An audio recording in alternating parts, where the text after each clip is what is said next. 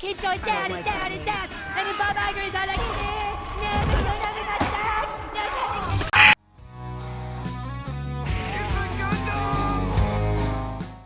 The MCU has been on a steady decline even before Endgame. When Thor became a joke rather than the God of Thunder, I saw the inclusive writing on the wall. Give me a cuddly little rascal. No, I'm good.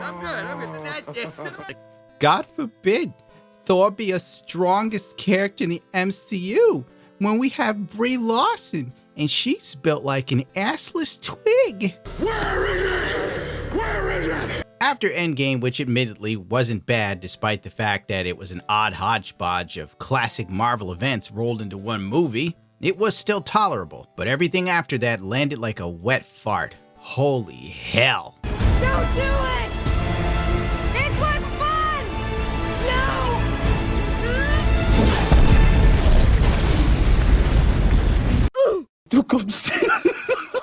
Marvel Phase 4 and 5 felt like an exercise in bad CGI and even worse writing. Plots that went nowhere, events that didn't matter, characters as one-dimensional as their actors. Oh, wait a minute, I'm sorry. The Inhumans, or was it the Eternals? Who cares? It doesn't matter, you don't remember either film. Well, anyway, one of those really inclusive films saved gay lives. Like, I wish. And so, can you imagine how many lives this is going to be saving? Kids, you know, young queer folk. Gay children everywhere knew that they too could act in a horrible film that everyone will forget. Praise the Lord. Not worth saving. They're not worth saving. There was a strong focus on diversity and inclusion. Have you seen Echo's new trailer? Not only is she deaf, but she's crippled. She's handy capable. And she's also indigenous. Finally, I feel represented. Echo's a new Marvel character. Who wants this? Out of all the Marvel characters they have, literally Echo. This is another exercise in stupid. Absolute stupid. Echo in the new Marvel Camilla Khan gets a show, but no Ghost Rider. I was about to say Moon Knight, but then I realized Moon Knight happened and I totally forgot it existed. One of the good things about this new push for diversity, inclusion, and fairness is the fact that Brie Larson is now a background character in her own movie.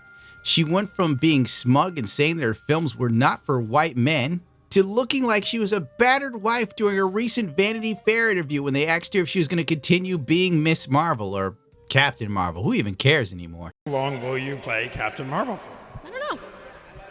Does anyone want me to do it again? Don't be so modest. I don't know. I really don't know. I don't have the answer to that. The media machine also supported Marvel by pretending that the house wasn't on fire, but the flames were a feature that came with the home. This is fine. And any YouTuber that dared say that the films were bad was just part of the toxic fandom, and they were on the wrong side of history. If you use the box office numbers to point out the steady decline in viewership and interest in the Marvel Cinematic Universe, if you dare say the words hero fatigue, you aren't giving full context. Fake news! Nerdrotic is the devil. He had the nerve to say that Miles Morales wasn't Spider-Man. Stop him! If you need any more proof of the decline of the MCU, look at how they're promoting Miss Marvel. Oh wait, I'm sorry. The Marvels. Here is clips from an 8-hour cat stream of absolute deliciousness. Okay, we got some cats here.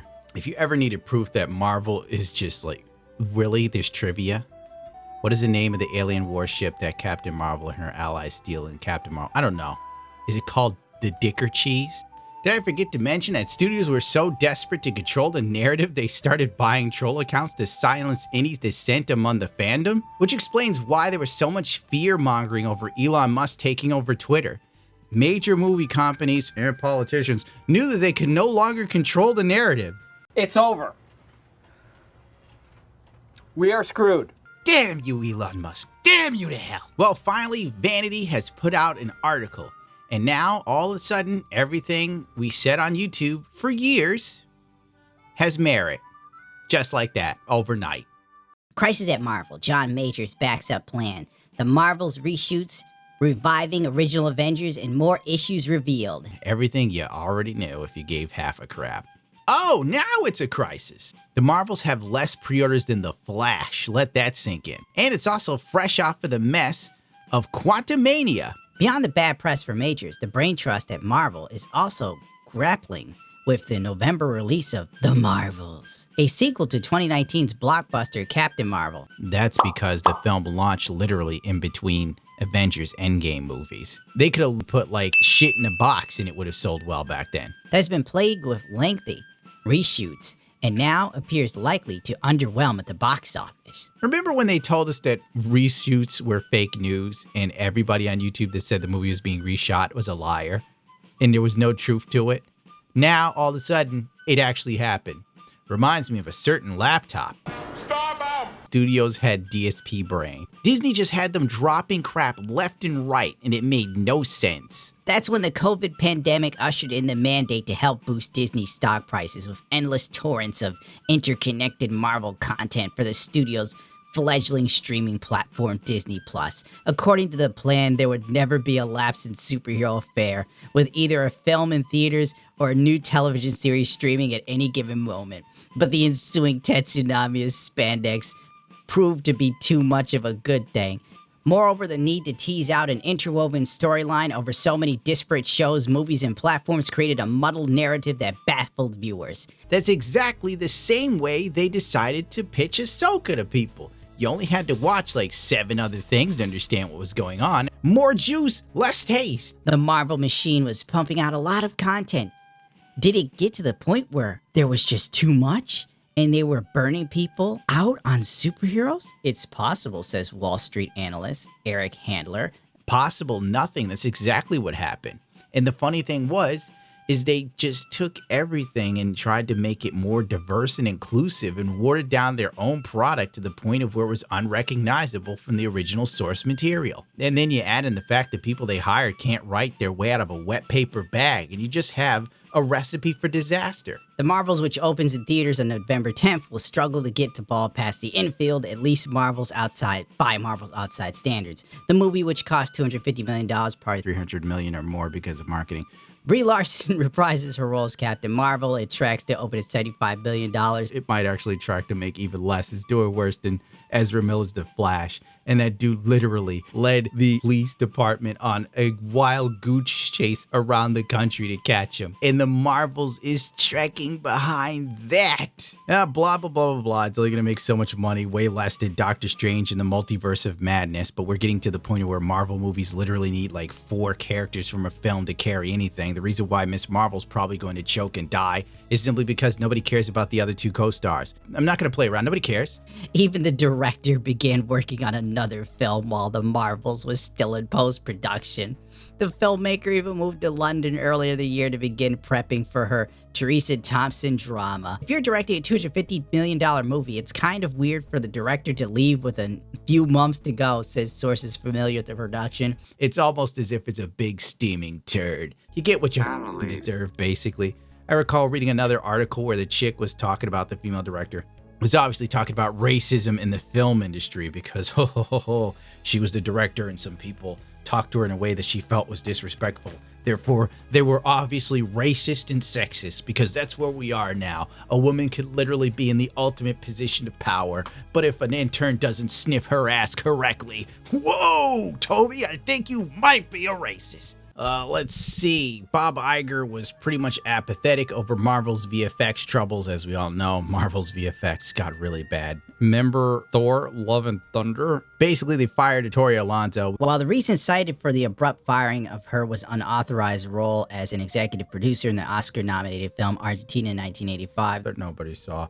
Insiders at Disney was incensed that the quality control of Marvel's productions was plummeted, particularly on the ever-expanding TV front. The VFX logjam had been evident for some time, with some final effects for such Disney Plus series as WandaVision and She-Hulk Attorney at Law inserted after the streaming debuts that Alonso was busy promoting her art house project while Rome was burning. Certainly didn't sit well with Disney leadership. Yeah, I'd fire her too. If I was Bob Iger, I'd fire a lot of people actually. Kathleen Kennedy would be gone in a flash. If I saw the crap that they were churning out, I would literally take off my shoes to beat somebody with them. Some internal sources suggest Alonso was a scapegoat and point to the She-Hulk VFX issues as a symptom of a deeper rot, namely the lack of oversight on script development. Let's just skip all this because the half-baked scripts, yeah, right there, that's the biggest issue of She-Hulk.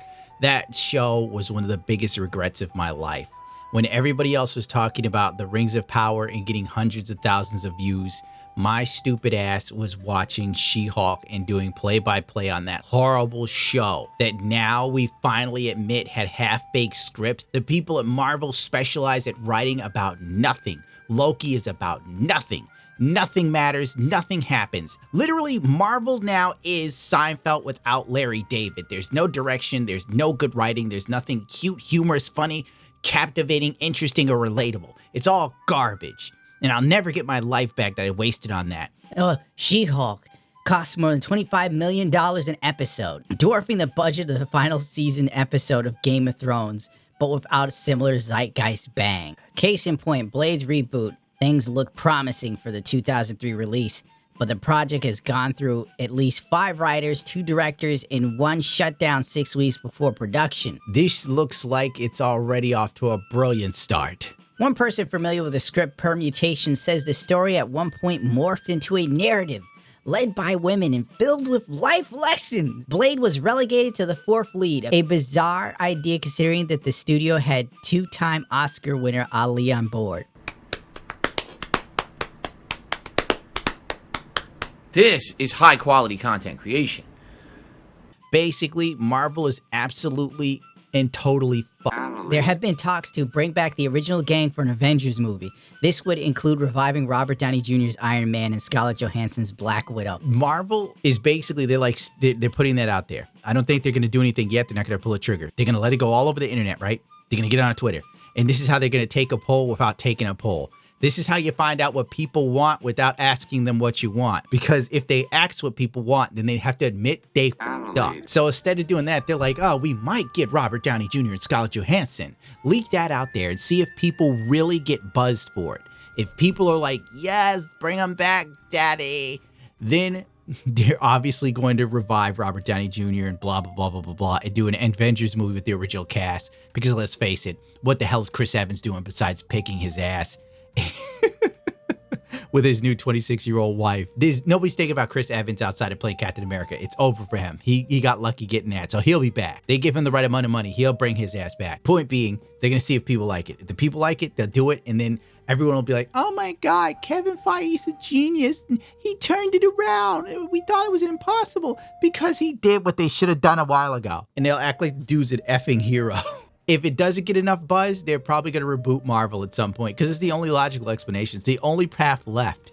If we keep going forward, it'll be screwed. I did read in this thing they're thinking about bringing back Doctor Doom, but really, Doctor Doom, they'd have to do Fantastic Four then. It's the only way you can introduce Doctor Doom correctly. But can they make Fantastic Four correctly? That's the question. And they probably can't because they're retarded.